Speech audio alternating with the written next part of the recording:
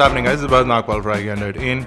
And what you're looking at is the new Samsung Galaxy Tab S. This is the 10.5-inch variant, and we also have the 8.4-inch variant with us in the office. And surprise, surprise, this is the very limited, less available titanium, copper titanium, gold titanium, brown titanium, whatever you like to call it. The other color apart from the white. So this actually looks much better, and this is the 8.4-inch. We're going to check this out in a different video, but right now we're looking at the 10.5-inch guy, which is over here. So let's start off with what is really interesting about this. So the first thing that you'll immediately notice is this vivid display. So this is their first Super AMOLED 10.5-inch display, which has a massive resolution of 2560 by 1600. WQXGA is the terminology for it, and it is an impressive display, as you guys can possibly see. It's one of the highest resolution displays available in the market right now. It is running Android KitKat 4.4 out of the box, and you can see that they've customized the overall user interface, and it is the Samsung user interface. So if you scroll to the left, you get the magazine UI, and then you go further, you get your productivity UI that you saw on the Note Pro, if you saw the Note Pro. When you scroll to the right, you get the standard Android sort of system, but this guy also will make phone calls. As you can see, we have a dialer over here. It'll make phone calls as well as work with data, including LTE data on certain frequencies in the country. So let's talk about specifications. On the inside, you have 3 GB of RAM and 16 or 32 GB storage capacities. You also have 128 GB expandability via micro SD card. The battery is a 7900 mAh battery, and you do have a USB 2 connector on this, which is sad because we've been seeing USB 3 from Samsung for quite some time, but it's funny how they're not putting it on every device. Maybe it didn't work that well for the company. Running this in the Indian variant is going to be the Exynos 5 Octa, and yes, people are going to be really annoyed, but the good thing at least is that it'll run LTE, so that's great. Over at the front of the tablet, you have a 2.1 megapixel camera. You can see the 10.5-inch high-resolution Super AMOLED display, and then you have the task switcher over here and the back button over here, along with the standard Samsung home button at the bottom.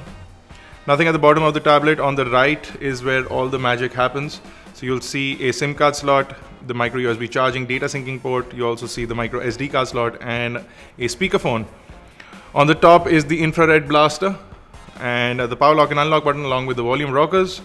And over at the left is the 3.5mm headphone jack, along with the secondary speaker for a complete stereo sound experience. You'll also see that perforated finish that not everyone likes on the back of the tablet.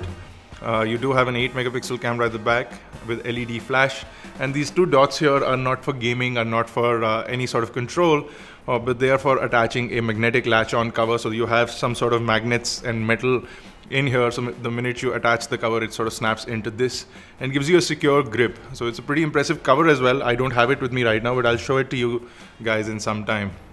So like I said, if I quickly jump into settings over here, you'll see that the device is running Android 4.4.2 KitKat. The screen is also very fingerprint friendly, as you guys can see. It captures a lot of fingerprints, so be sure to wipe the device quite so often. What's also interesting is that the fingerprint scanner is also present in the home button, just like on the Galaxy S5, so you'll get some sort of security there as well. And your usual set of applications are here.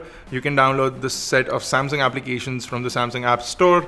They do include some interesting applications for productivity. So you'll see the Remote PC, you'll see WebEx, Slide Sync. You do get free subscriptions for Remote PC and WebEx, 6 months and a year approximately. You also have the Smart Remote application for the infrared blaster, which is on the top. So overall, pretty decent. It is the Exynos variant, so there might be a difference in terms of performance, but it looks to be fairly smooth out of the box. Off the bat, I can't really make out any big difference. Samsung is pricing these guys slightly between 35 and 45,000 rupees. That's the price segment they were missing on. 8.4-inch variant is under 40,000, whereas the 10.5-inch variant is above 40,000.